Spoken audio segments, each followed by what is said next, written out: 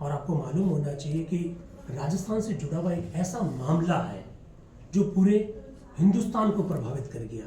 ये किताब लिखी है सुप्रीम कोर्ट के वकील है जिया मुडी। उन्होंने ये किताब लिखी 10 जजमेंट्स विच चेंज्ड इंडिया, 10 ऐसे निर्णय जिन्होंने भारत को बदल दिया। उसमें एक मामले की उन्होंने चर्चा की है और वो मामला हमारे राजस्थान से संबंधित है और वो मामला हमारी इस थीम से संबंधित है। विशाखा नाम का एक एनजीओ है राजस्थान में सक्रिय। एक्चुअली में भवरी देवी नाम की एक महिला है, 90 की दशक की मैं बात कर रहा हूँ। साथ ही कार्यकर्ता है, आंगनवाड़ी की कार्यकर्ता के रूप में।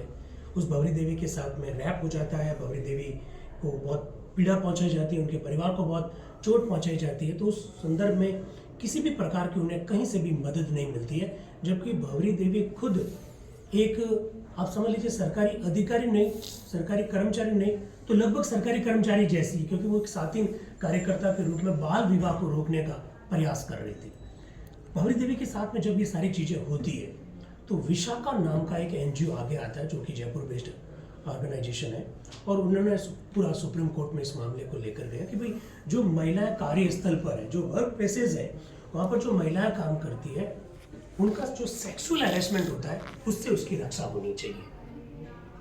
Vishakha versus state of Rajasthan 1997 supreme court की संविधान पीठ ने एक ऐसा निर्णय दिया कि जिसने पूरी दिशा ही चेंज कर दी विमेन एम्पावरमेंट के संदर्भ में और कार्यस्थल पर जो सेक्सुअल हैरेसमेंट होता है उस संदर्भ। आपको जानकर ताज्जुब होगा कि 1950 से लगाकर 1997 तक हमारी संसद ने, राज्य के विधानमंडल ने महिलाओं के कार्यस्थल पर सेक्सुअल हैरेसमेंट से रोकने के संदर्भ में किसी भी प्रकार का कोई कानून नहीं बनाया।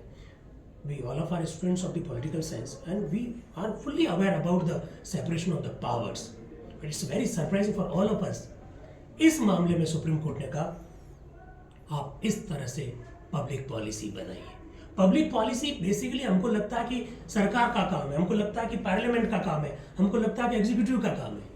लेकिन Vishakha versus state of Rajasthan के मामले में न्यायपालिका ने जिस प्रकार के तेवर दिखाए महिलाओं को यौन उत्पीड़न से रोकने के लिए, वो अपने आप बतलाता है कि पब्लिक पॉलिसी के निर्माण में न्यायपालिका की भी बहुत बड़ी भूमिका।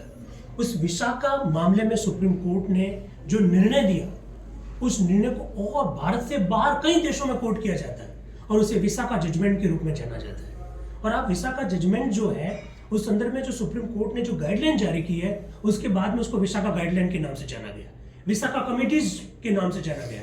सेक्सुअल हैरेसमेंट को रोकने के लिए जो सरकारी कार्यालय है या जो भी कार्यालय है, वहां पर जो कमिटीज बनाई जाती है, उन कमिटीज का नाम तक दे दिया विशाखा कमिटीज। इससे आप अंदाज लगा सकते हैं कि सुप्रीम कोर्ट ने किस तरह से महिलाओं को यौन उत्पीड़न से रक्षा करने के संदर्भ में निर्णय दिया।